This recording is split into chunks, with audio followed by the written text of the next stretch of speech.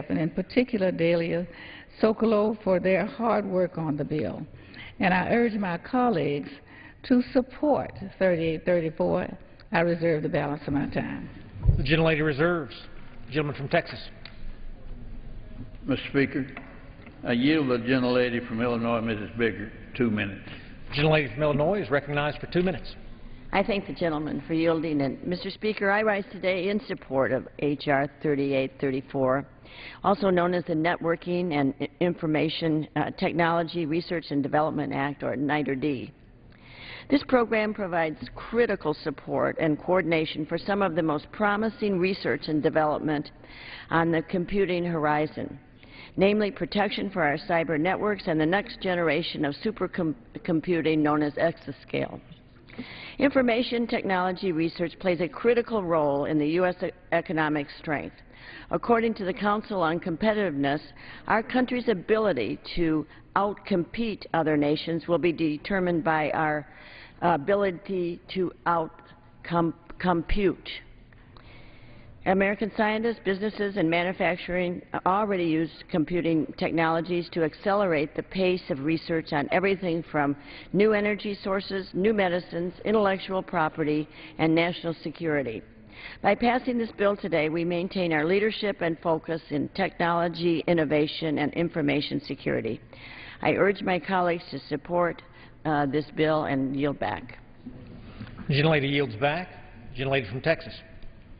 Thank you, Mr. Speaker. I'd like to yield 5 minutes to the gentleman from Illinois, Mr. Lipinski. The gentleman from Illinois is recognized for 5 minutes. Mr. Speaker, I rise in support of H.R. 3834, advancing America's NITRD Act of 2012. I'd like to thank Chairman Hall and Ranking Member Johnson for their important work on this bipartisan legislation. It's been nearly 3 years since we last reauthorized and updated the NITRD program. I was a co-sponsor of that bill in 2009, and while the Senate never acted on it, I am hopeful that this will be the first step in taking action this year. The NITRD program evolved from the High Performance Computing Act of 1991, which funded the development of Mosaic, the first commercial web browser which made the Internet user-friendly and facilitated the cyber revolution in the 1990s. This innovation was created by a team of programmers at the National Center for Supercomputing Applications at the University of Illinois. Mark Andreessen, one of the lead programmers on this project and founder of Netscape, summed up the importance of federal investment in this research saying, if it had been left to the private industry, it wouldn't have happened, at least not until years later. Innovative breakthroughs like the Mosaic web browser changed our everyday lives and established the United States as the world leader in networking and information technologies. But today, we find ourselves in a world in which we can no longer take U.S. supremacy for granted. We must make measured choices to prioritize cutting-edge, large-scale R&D and effective technology transfer policies focused on the most advanced areas of network and information technology. H.R. 3834 achieves these ends through the development of a coordinated federal R&D investment strategy. This bill requires federal agencies and the NSTC to develop 5-year plans specifying near and long-term objectives and to assess and evaluate progress periodically to ensure we maintain U.S. leadership in these fields. In order to guarantee groundbreaking advancements, the strategic plans will be required to encourage innovative and high-risk research projects that address long-term challenges of national importance. The increasingly complex challenges we face require sophisticated solutions that will draw not just on expertise from across academic fields, but across the public and private sectors as well. This legislation encourages collaboration among universities, industries, nonprofit research institutions, and federal laboratories to tackle our biggest challenges and provides the impetus needed to spur research on high-risk areas that might otherwise not be taken up. We also need to be cognizant of how the R&D we fund will actually impact and benefit our economy and our society. While basic research is critical, the effective transfer of the results of research into products, companies, and jobs is necessary for our nation to remain a leader in networking and information technology. This bill promotes effective technology transfer policies by requiring strategic plans and large-scale research projects to incorporate plans and policies that promote commercialization. It is vital that we get our scientific developments out of the lab and into the marketplace. We put a lot of investment into our labs. We need to make sure that this provides the economic engine of growth for our nation. Mr. Speaker, this legislation will focus our scientific community to innovative, large-scale, and collaborative R&D. We need to remain a leader in networking and information technologies. This is a good bipartisan bill, and I urge my colleagues to support it. Thank you, and I yield back the balance of my time. The gentleman yields back. The gentleman from Texas. Mr. Speaker, I reserve the balance of my time. The gentleman from Texas reserves. The gentlelady from Texas. Mr. Speaker, I have no more requests for time, so I yield back. The gentlelady from Texas yields back. The gentleman from Texas is recognized.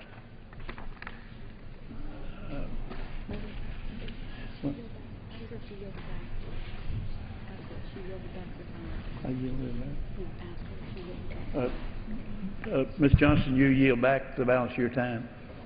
Yes, I just urge passage and yield back the balance of my time. Fine, thank you.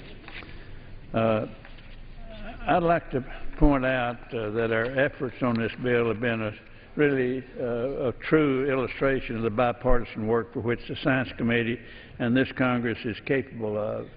I believe Ms. Johnson will attest that our staffs have worked well together to ensure this measure reflects good policy for our nation's networking and information technology. And I want to thank her and I want to thank her staff for the work on this bill. Actually, and additionally, I'd like to also thank Chairman Brooks as Chairman of the Research and Science Education Subcommittee for his leadership on the bill, and Mrs. Biggert for her many years of championing this issue. I encourage my colleagues to join me in support of H.R. 3834, and I yield back the balance of my time. The gentleman from Texas yields back. All times expired. The question is, will the House suspend the rules and pass H.R. 3834 as amended? Those in favor will say aye. Those opposed will say no. In the opinion of the Chair, the ayes have it. Speaker, I object to the vote on the ground that a quorum is not present. Make the point of order that a quorum is not present. In the opinion of the Chair, two-thirds being in the affirmative, the gentleman from Texas requested the yeas and nays. No. Yes, I now object to the vote on the ground that a quorum is not present. Make the point of order that a quorum is not present. The gentleman makes a point of order. Pursuant to Clause 8 of Rule 20, the Chair's prior announcement, further proceedings on this motion will be postponed.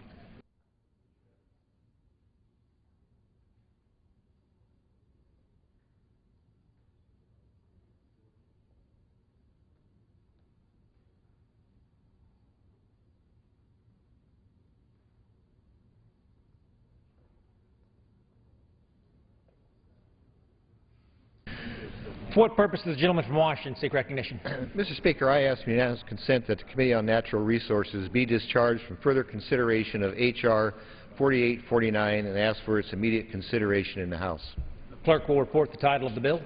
H.R. 4849, a bill to direct the Secretary of the Interior to issue commercial use authorizations to commercial stock operators for operations in designated wilderness within the Sequoia and Kings Canyon National Parks and for other purposes.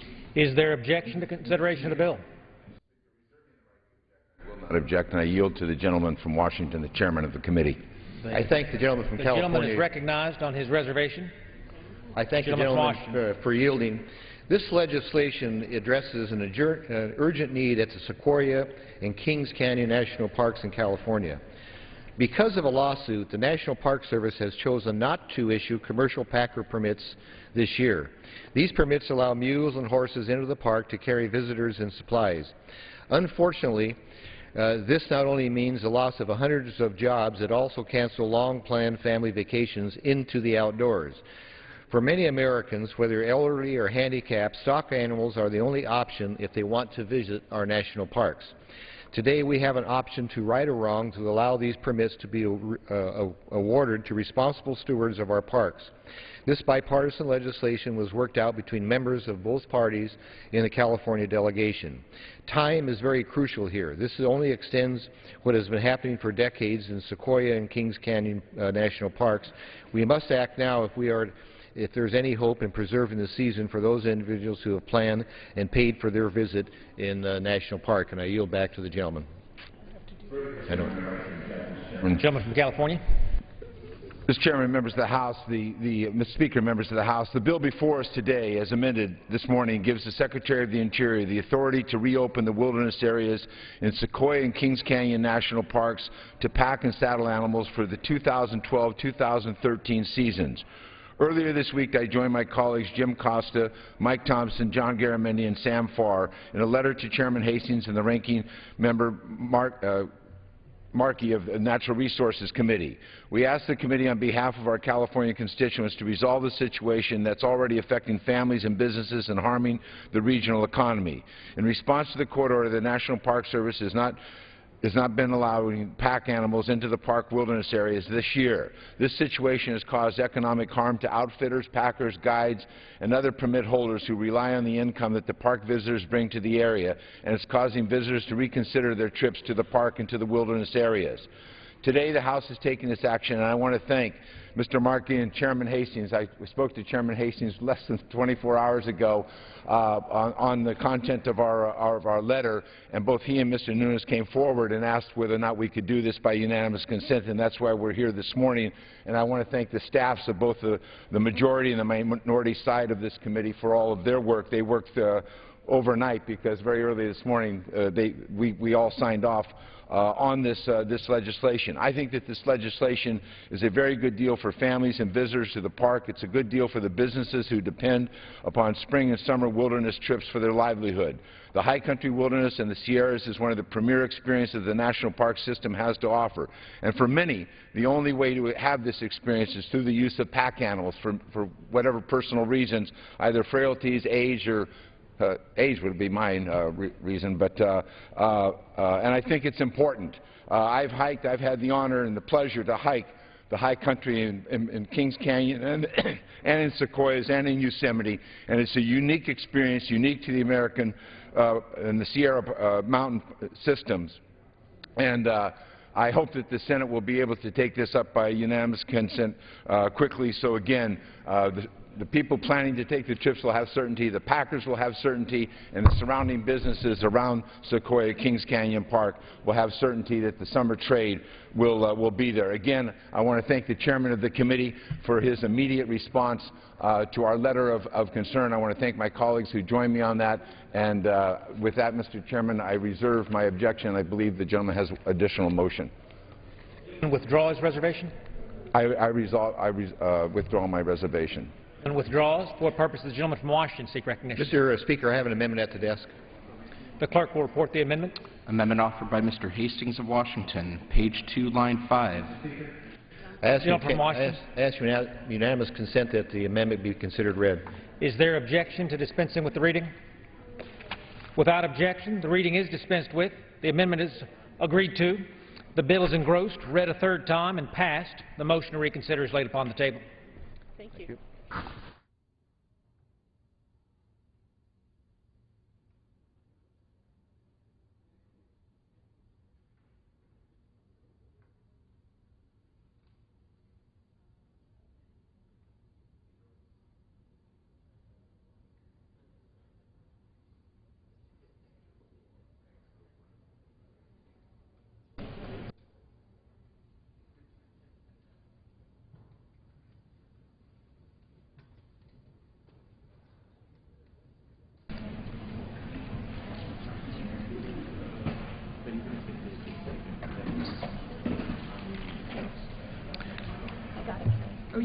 For what purpose does the gentlewoman from Illinois seek recognition?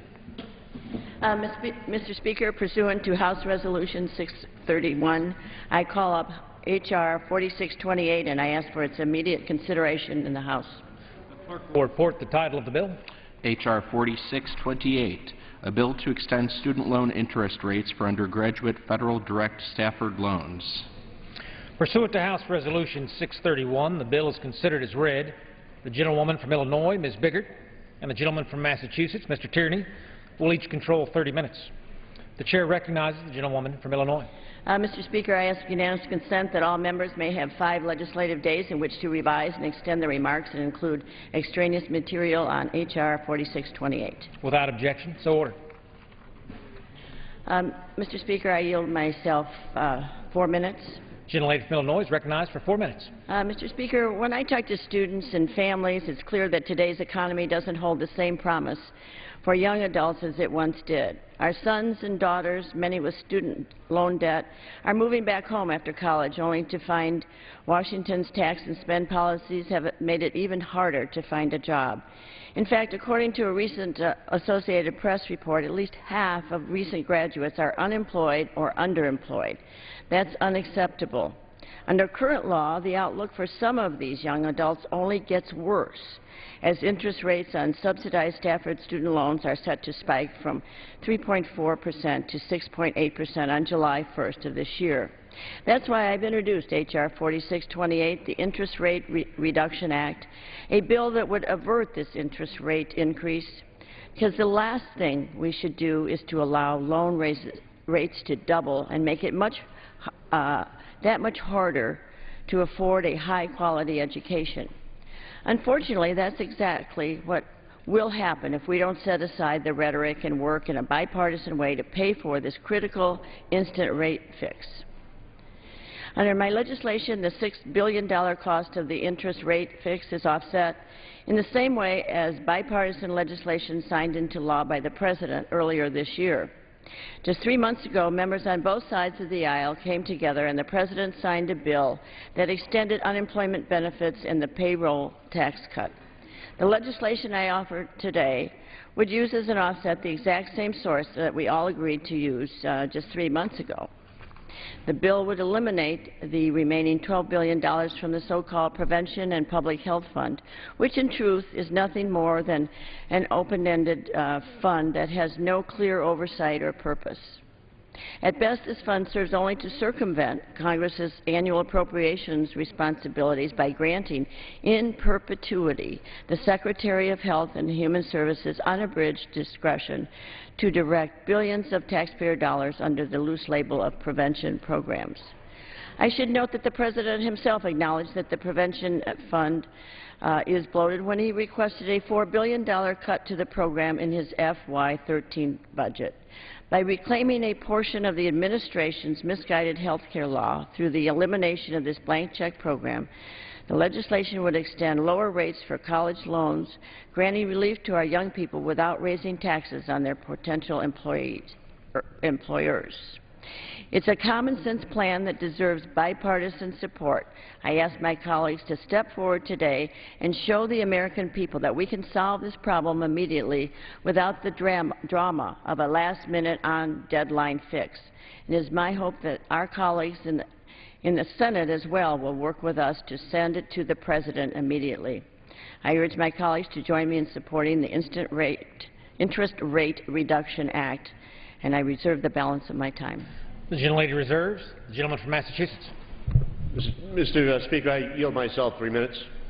The gentleman from Massachusetts recognized for 3 minutes. I thank you, Mr. Speaker. Mr. Speaker, it's nice to have our Republican friends finally agree that the interest rates would be a problem if they rise and doubled.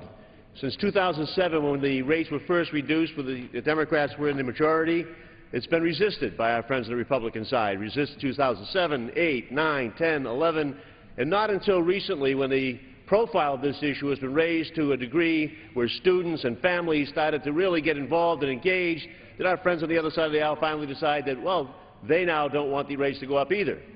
But cynically, some might say, the only way they can find to pay for it is to attack women's health and children's health. Now, women don't want this bill that way. Children, students don't want the bill this way. Labor doesn't want the bill this way. Public health groups don't want the bill this way. The Senate has said that they won't accept the bill this way. It's dead on arrival, and the White House senior staff says they'll advise the President to veto the bill this way. If we really want to set aside partisanship and do this, let's pick a pay-for that the American people can get behind and that we can all agree on. Let's put aside the cynicism, let's stop playing games, and let's do the right thing. Let's make sure the interest rates stay at 3.4%. Let's make sure that 177,000 students in Massachusetts and 7 million nationwide have affordable access to college and be able to pay for that bill in a better way when they graduate on that. Let's start doing the right thing. Last week, our Republican friends found $46 billion to give to hedge fund managers in a tax cut, to give to Donald Trump and his Trump Towers leasing and company, to give to other people that already had millions of dollars and didn't pay for it. This week, they finally get brought around to the issue of trying to help students and come up with a cynical aspect of paying for it by, once again, attacking women's health, in this case adding children on. Children's immunizations, women's screenings for breast and cervical cancer and birth defects. This is insidious. This is ridiculous on this, and we should move forward and do the right thing.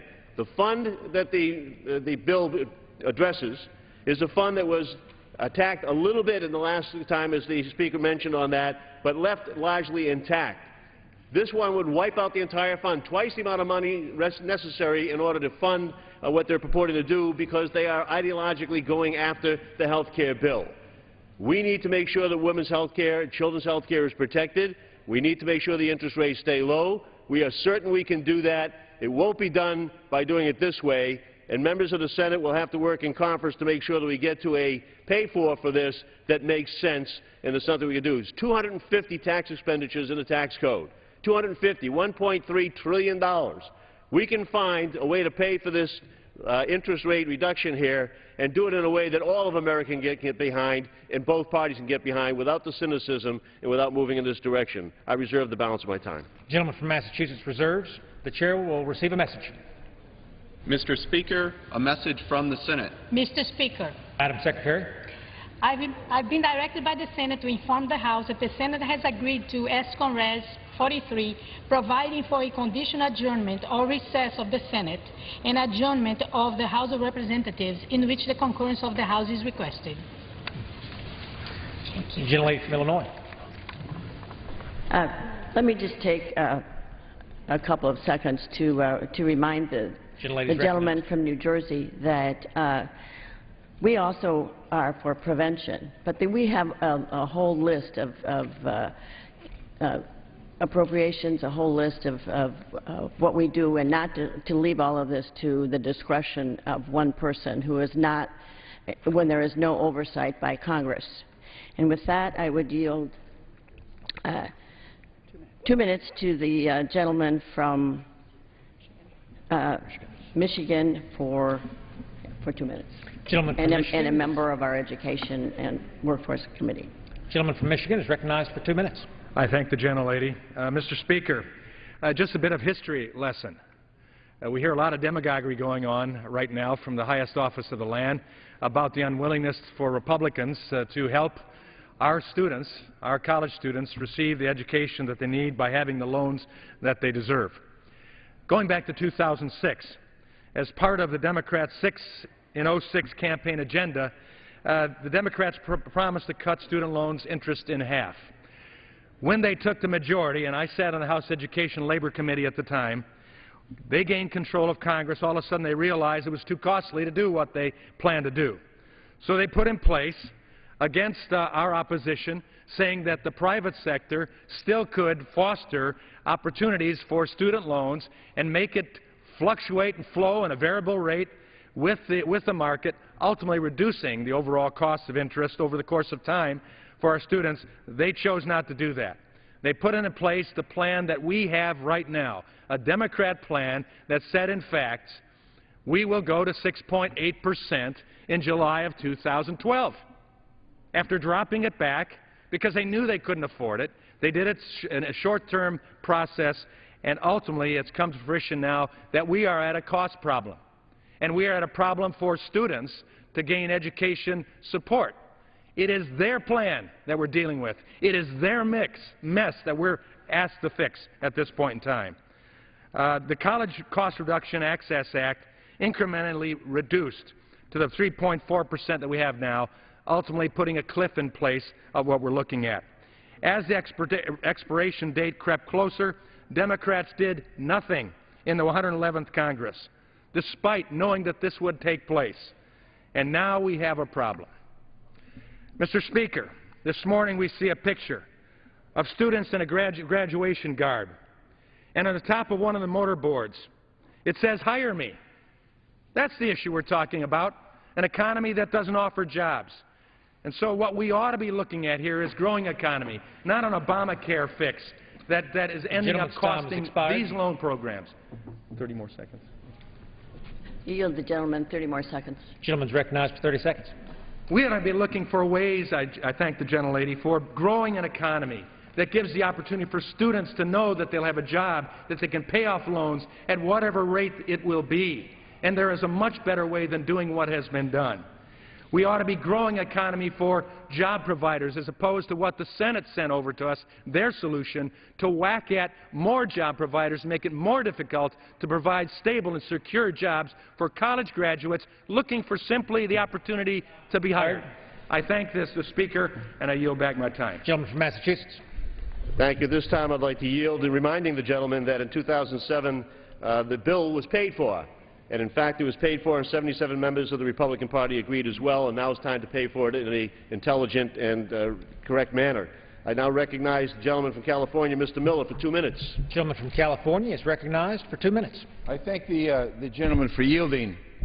I understand the fix that the Republicans are in after just over a week ago almost unanimously voting not to extend the 3.4% interest rate to students, and in adopting the Ryan Republican budget, agreeing to let it go out to 6.8%. In fact, they use that to pay for the tax cuts for the wealthy that they anticipate in their budget. So they took students' money and the families and the savings that they were made out of this, almost $16 billion over the last 4 years, and they said, we're going to use this to provide tax cuts for the wealthy, and we assume that the rates will go to 6.8%. President Obama went on the road for 3 days, and all of a sudden the Republicans have decided that therefore keeping the interest rates at 3.4%. You can say all of this is cynical, and I believe it is on their part, because what they really see now is an opportunity to attack women's health. They see their position in being for student loans gives them cover to attack women's health, to attract the screening for women's health in the areas of breast cancer and cervical cancer, to attack the ability of public health agencies to screen newborn infants for birth defects, to take away the ability to make sure that young people have the immunizations they need when they start school. So now, under the cover of being for student loans, they now are attacking women's health in the most cynical fashion. But you know, every now and then in this place where it's terribly partisan, it can be very cynical, as we see with this action today, with this bill. A little ray of light comes in of idealism and hopefulness and understanding. And we see today we have statements by almost all the major student organizations saying we want that interest rate kept at 3.4%, but we do not want it kept at that rate at the risk of jeopardizing women's health, jeopardizing our parents' health, our mother's health, our sister's health, our friends' health. I ask the gentleman for one additional minute. Yeah, one additional minute to the gentleman from California. The gentleman's recognized for an additional minute. So we should understand that these students see this cynical match that is being played here, and they ask for a timeout. And they say, find another way to pay for this, but don't do it at the risk of birth defects for newborn infants. Don't do it at the risk of a child not being immunized against disease. Don't do it at the risk of young women and older women being screened for breast cancer and cervical cancer, where the difference can mean life or death for those women. Don't attack and abolish and repeal women's health on the backs of our students. Don't do it in our name. In our name, don't do this legislation. Vote no against this. We'll find another way to do this, but don't do this in the name of students. That's what they've asked with their opposition to this legislation. The gentleman yields back. The gentlelady from Illinois. Mr. Speaker, at this time I would yield 2 minutes to the gentleman from New Hampshire, Charlie Bass. The gentleman from New Hampshire is recognized for 2 minutes. I thank the Speaker, and I thank my colleague from Illinois for recognizing me. There's a little disagreement between Republicans and Democrats over the need to extend the subsidized interest rates for student loans for at least another year. It would, student loan debt now in America exceeds $1 trillion, which I believe is more than the entire nation's credit card debt. It's a very serious national priority that needs to be addressed, and it should be resolved in a bipartisan fashion. As you can tell from the tenor of the debate this morning, it has been reduced to the issue of how we are going to come up with the money to pay for this. First of all, I think it's a miracle that we're even debating that, because the prior administration in this Congress wouldn't have even brought the subject up of how to pay for it. At least the Democrats now want to pay for it by raising prices on gasoline through higher taxes on oil companies, and I believe that taxation of oil companies should be on the table in tax reform, not on an education bill. We have a proposal that would reduce the funding in the Prevention and Public Health Fund account. And of course, our friends on the other side of the aisle are right on message on their national message of tying everything that Republicans want to do to be some sort of a battle against women. Let me just point out that I believe there's already about $119 million in FY 2011 for the CDC's Early Breast and Cervical Cancer Early Detection Program, and I know my friend from Illinois will probably enumerate on this even further. I would point out that the program or the fund that the Democrats are trying to protect actually is providing money for early detection, but it's for free spaying and neutering for dogs and cats around the country. This money comes out of the Communities Putting Prevention Work campaign, and that's receiving money from this Health and Human Services Secretary slush fund. And I would also point out to my friends that this fund has already been reduced in order to pay for the payroll tax reduction, so it's not setting any kind of a precedent. And I would suggest that a fund that's funded at 17.75, Madam Chairman, can I get 30 seconds? I would suggest that a fund that's funded at $17.75 billion for the first 10 years and then automatically advance appropriated for $2 billion a year after that. I've never heard of that in the Congress. That means that we are turning over our authority to raise and appropriate money to the tune of $2 billion a year to the Health and Human Services Secretary with no oversight from Congress at all. I want student loans to remain at their lower rate, and I want to do it in a fiscally responsible fashion, and that's what this bill does. And I yield back to my friend from Illinois. Gentleman yields back. Gentleman from Massachusetts. So you'd like to yield in order for the addressing the fact that the elimination of the fund would mean that on an annual basis 326,000 fewer women would be screened for breast cancer and more. I yield 3 minutes to the gentleman from Connecticut, Mr. Courtney. Gentleman from Connecticut is recognized for 3 minutes. Thank you, Mr. Tierney. And I want to just first of all begin by recognizing your leadership and particularly George Miller's leadership back in 2007 when we passed the College Cost Reduction Act, which reduced an interest rate of 6.8%, which was set as a result of a Republican Congress in 2002, which passed a Budget Reconciliation Act locking in that higher rate. The College Cost Reduction Act has saved 15 million students in this country higher debt levels because we cut that rate from 3.4%. Sadly, the Speaker of the House, John Boehner, voted against that measure. Sadly, my good friend from Minnesota, the chairman of the House Educational Workforce Committee, voted against that measure in 2007. It was well understood that it had a 5-year sunset, like a lot of programs in tax policies in this Congress. People were complaining about the cliff we created. Well, how about the Bush tax cuts? That's got a $4 trillion cliff on December 31st because the majority party, when they enacted the Bush tax cuts, sunset that measure. So here we are today, 64 days away from the rates doubling, and we're now suddenly seeing the majority party get religion on this subject. As Mr. Miller pointed out a minute or so ago, in fact, the Ryan budget, which the Republicans lined up as a party to pass 2 or 3 weeks ago, locked in the higher rate at 6.8% for 2013. That was built into the Ryan budget. In addition, it doubled down on higher education affordability by cutting the Pell Grant award from $6,000 to $5,000. That is the Republican higher education platform platform. But thankfully, we have a president who stood on that platform on January 24th and challenged this Congress to protect that lower rate. And because we did not get a hearing, we didn't get a bill, we didn't get a markup, we got no flicker of action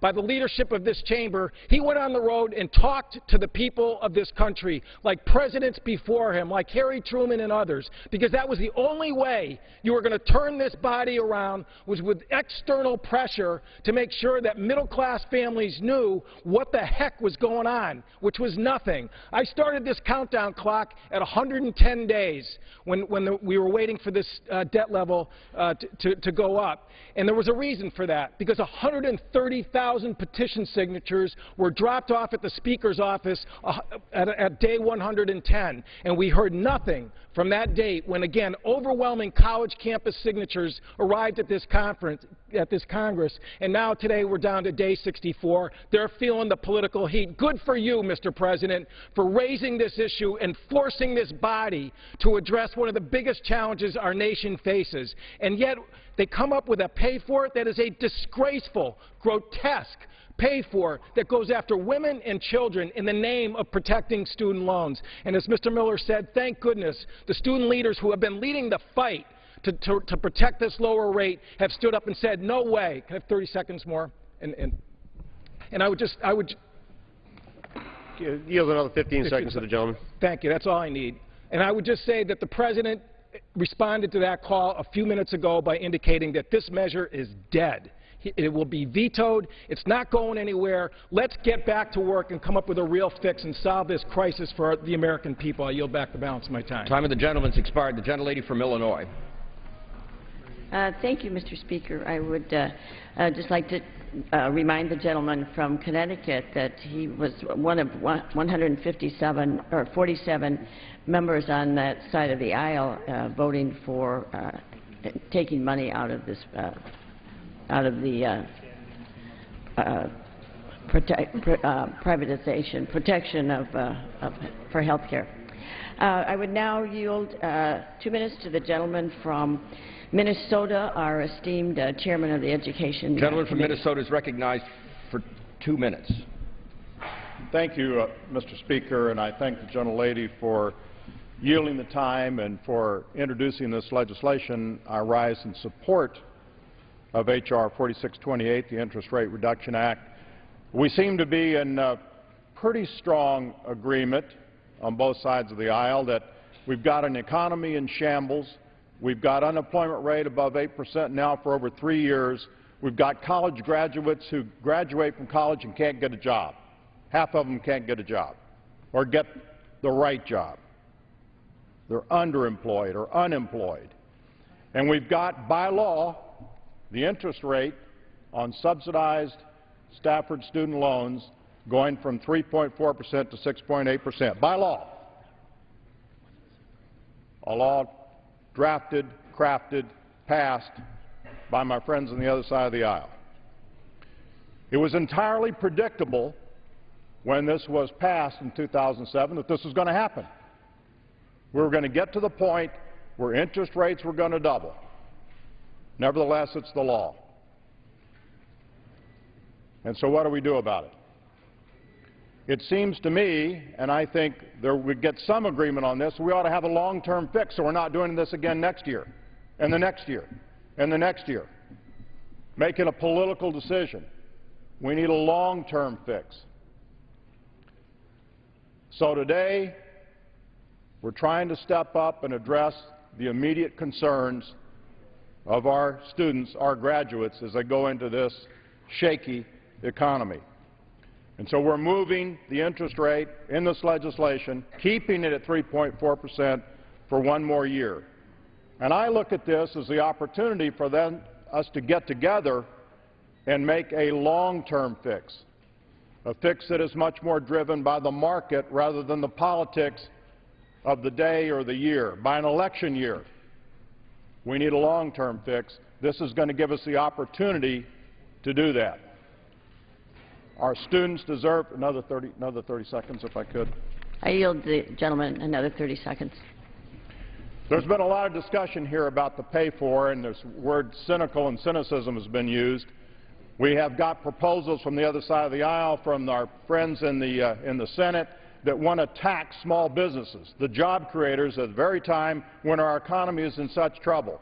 And then there are other proposals that say, let's tax oil companies, let's drive up the price of gas. We can talk about cynicism. What we're talking about is using a slush fund that is provided to the Secretary to spend as she sees fit. And that is perceived as an attack somehow on women. What a surprise in this election year.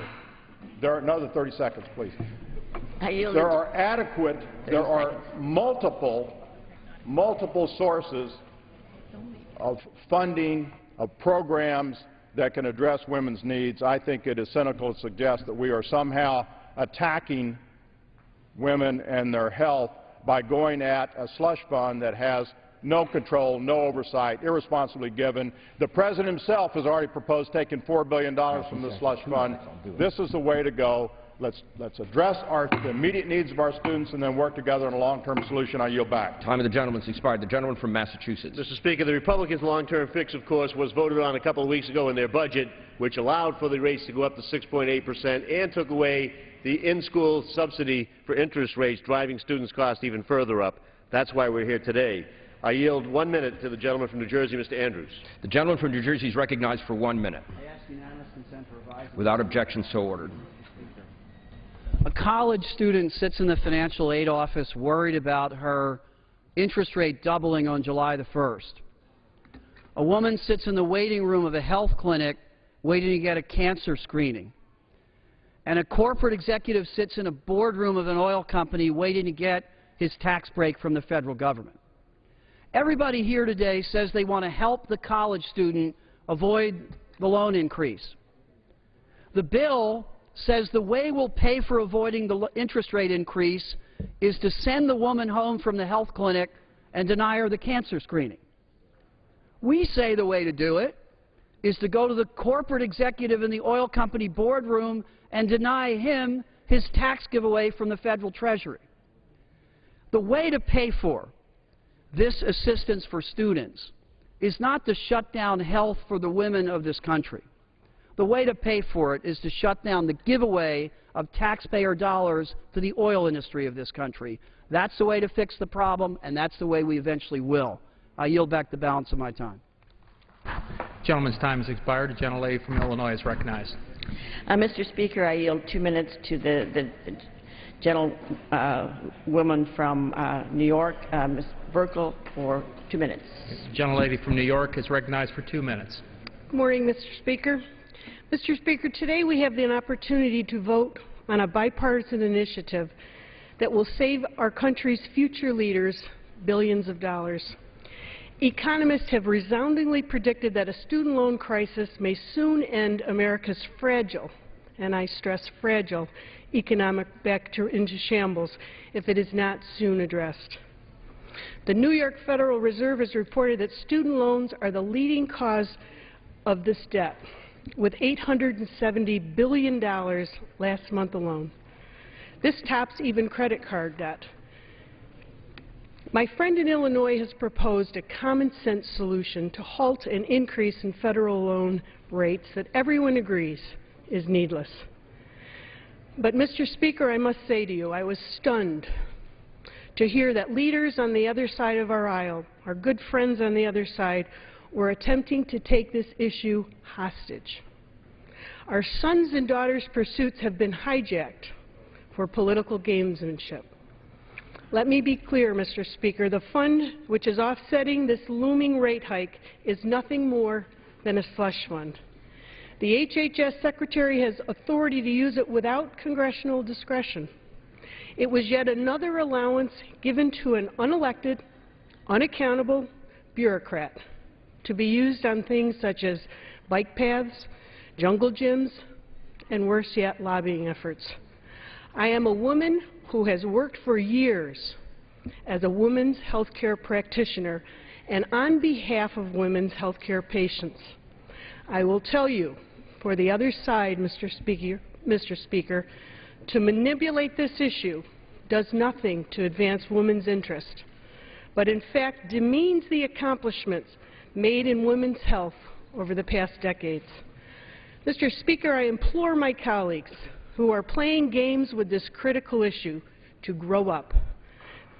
This is not kindergarten. This is the reality of crushing debt college costs.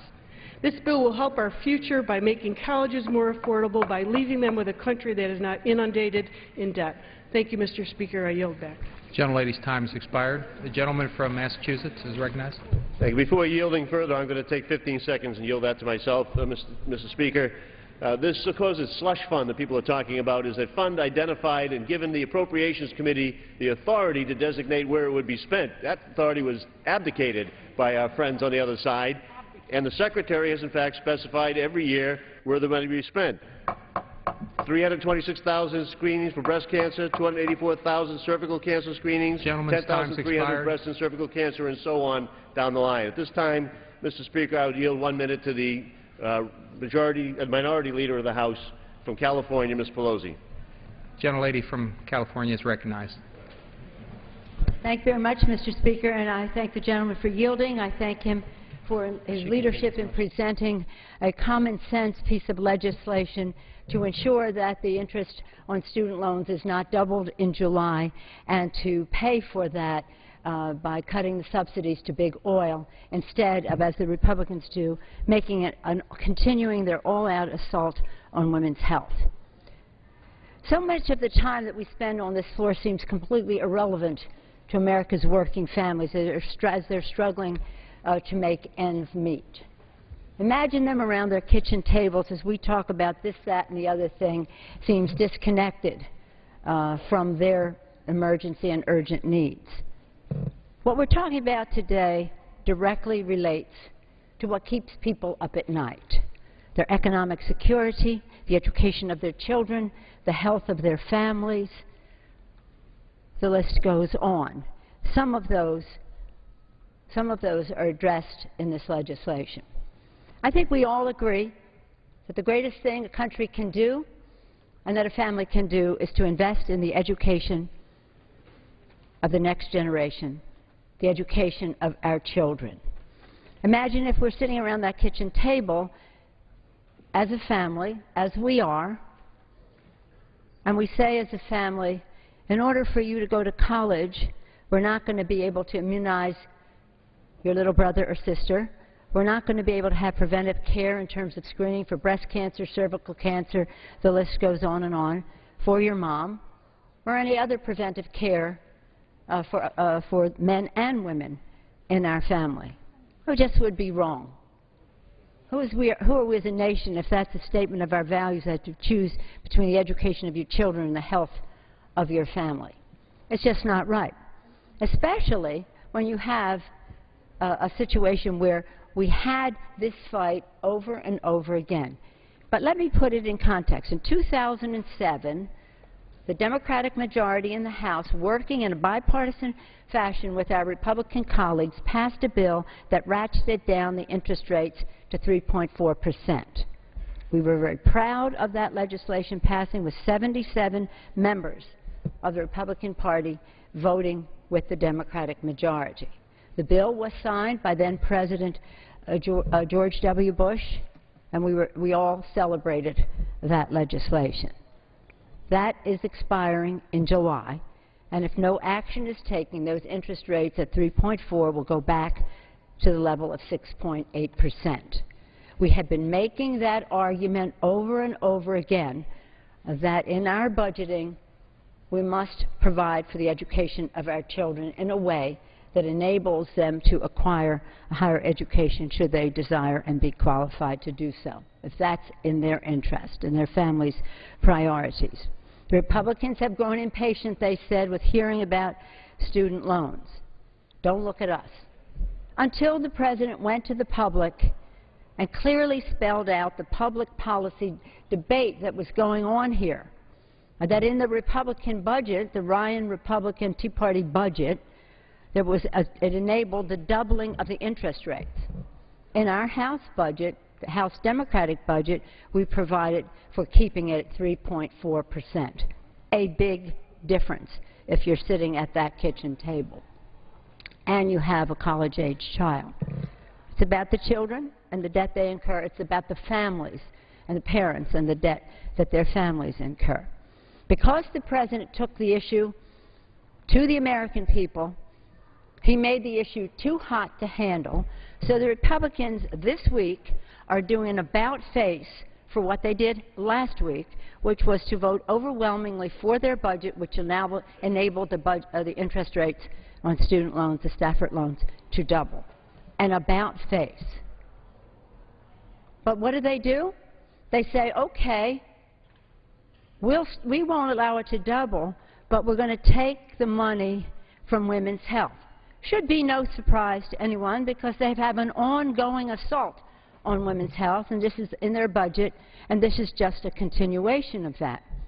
But I think it's important to note the following, that they not only in their bill call for taking the amount of money that would cover the cost of keeping the interest rate at 3.4%.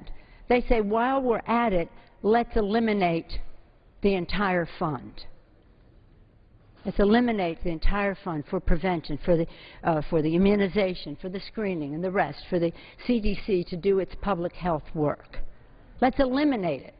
So that should tell you something about where their priorities are. If they're saying, we stand here, once again, handmaidens of the oil industry, protecting subsidies for big oil, and instead we want mom and the children to pay the price with their health. It's just not right. It's just not right. The President made it clear to the public the difference in our approach on the student loan issue. Now he has made it clear that he will veto this bill if it contains this pay for. Unfortunately, rather than finding common ground and a way to pay for this critical policy, the Statement of Administration policy says, this bill includes an attempt to repeal the Prevention and Public Health Fund created to help prevent disease, detect it early, and manage conditions before they become severe. Women in particular will benefit from this prevention fund, which would provide for hundreds of thousands of screenings for breast and cervical cancer. This is already happening. This would have to stop under this bill. So let's back up for this for a moment and say we all want the most educated population in our country so people can reach their self-fulfillment, whatever they decide that is, so that we can be competitive in world markets, so that we can have an informed electorate. In the spirit of the GI Bill, which educated our soldiers when they came home, created a middle class in our country, which is the backbone of our democracy. And in a global economy, even more necessary for us to be able to have the skills and trained workforce to compete. Let's also recognize that nothing brings more money to the Treasury than the education of the American people, whether it's early childhood, K through 12, higher education, post-grad, lifetime learning. Nothing brings more money to the Treasury. So it would be a false economy to deter people from seeking more education, and it's adding insult to injury to say, now that we finally had to fold on the issue and agree with the Democrats that we should keep the interest rates at 3.4 instead of doubling to 6.8, we're going to put women and children first as those who will pay for that. It's just not right. I congratulate the President for his message to the American people, for the message of his administration, his Statement of Administration policy, that a veto would be recommended. Urge my colleagues to vote no and yield back the balance of my time. Gentlelady yields back her time. Gentlelady from Illinois. Mr. Speaker, at this time I would yield 3 minutes to the gentleman from Georgia, Mr. Woodall. Gentleman from Georgia is recognized for 2 minutes. 20 minutes, Mr. Speaker? 3 minutes. 3 minutes. My apologies. 3 minutes.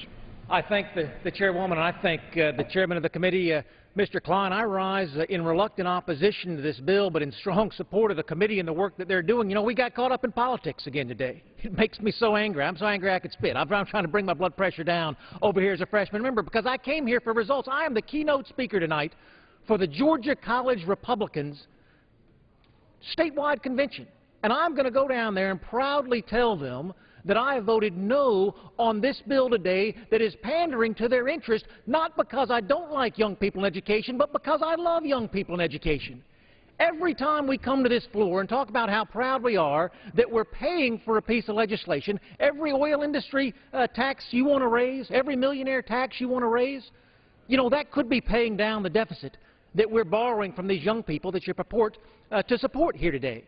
Every new piece of Obamacare that we want to abolish, that should be abolished, we could put that money towards reducing the over $1 trillion a year we're borrowing and asking our young people to pay back. But let me tell you, as a conservative Republican, I am not embarrassed of what we do to serve our young people. Congratulations on our subsidies for our young people. We've now driven our our student loan debt higher than the credit card debt in this country. Congratulations. Congratulations that we now have a 3.4% interest rate, so the 1 out of 2 young people who come out of college and can't find a job can default it on those loans at a lower rate instead of a higher rate. Congratulations. What about focusing on the jobs? What about focusing on our children's future? What about focusing on the better tomorrow that we owe to these young people? There's a choice of 2 futures here. A choice of 2 futures. And the committee, as everyone in this House knows, is working on a permanent solution. A permanent solution. We subsidize student loans today with a federal government guarantee for below-market interest rates. 6.8, that's below-market interest rates. We subsidize student loans today with an above-the-line deduction on the 1040.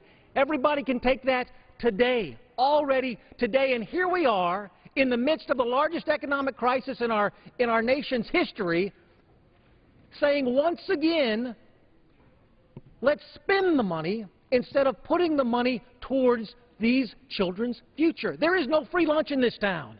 Every single penny that we spend, we're spending from them. You're not subsidizing these people. You're asking them to pay more with interest in their future. 1 out of 2 kids can't find a job graduating from college. Student loans higher than credit card loans for the first time in American history. Are we headed in the right direction or are we headed in the wrong direction? I say focus on what this Committee on Labor and Education is doing. Look at what they are doing for a permanent fix to provide certainty. This is another short-term fix, and I know my colleagues on the left and on the right are trying their best to do what they believe in their heart is going to serve our young people, but short-term fixes are not the answer. There's a better answer, and it's coming from the committee later on this year. I hope my colleagues will oppose this bill today, support that bill coming forward. Gentleman's time has expired. Gentleman from Massachusetts. Thank you, Speaker. Just before I yield, I do want to correct the gentleman. There is somebody around here that gets a free lunch under your bill, and that would be the oil companies that made $80 billion in profits last year. I recognize the gentleman from Illinois for a unanimous consent. Mr. Chairman, I ask unanimous consent to revise and extend my remarks in opposition to robbing health and education to pay for oil. Without objection. With that, Mr. Speaker, I yield 1 minute to the gentleman from Michigan, Mr. Kildee. Gentleman from Michigan is recognized for 1 minute.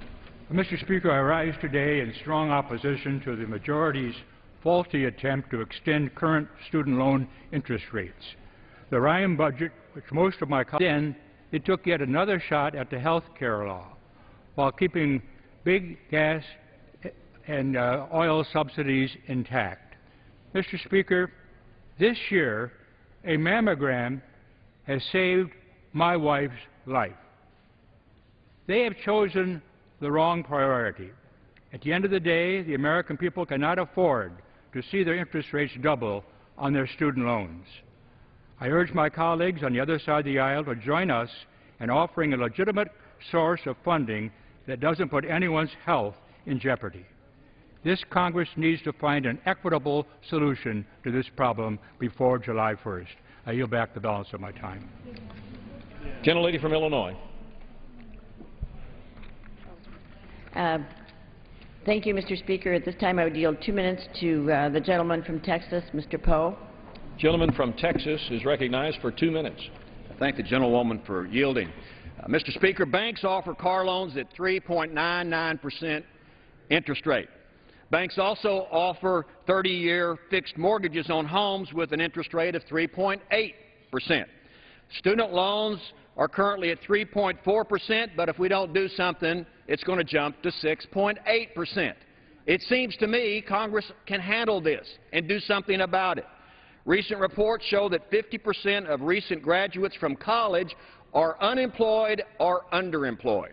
I received an email from a Kingwood High School student today named Derek encouraging Congress to do a common-sense thing to put the student loan rate at 3.4%. Why don't we do that? Student loan debt has reached $1 trillion. Why would we want to strap students going into college with more debt by increasing the student loan rate in this current economic climate?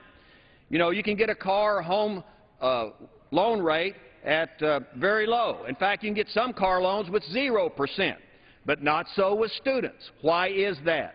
We should maintain low interest rates for student loans. Cars and homes are important, but students going to college are an investment in our future. Education is an important tool for our young people to be able to contribute to America's competitiveness worldwide. Also, the bill is paid for, and some of the money that's coming out of this unconstitutional health care mandate will go to deficit reduction. We need to support our students and encourage young people to go to college, not discourage them by increasing their student loan rates because of politics.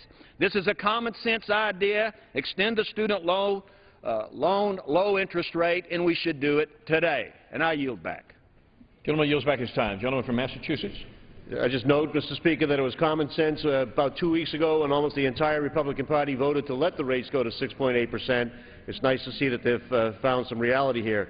This time I'd like to yield 1 minute to the gentleman from Maryland, Mr. Hoyer. Gentleman from Maryland is recognized for 1 minute. I thank the gentleman for yielding and following up on my friend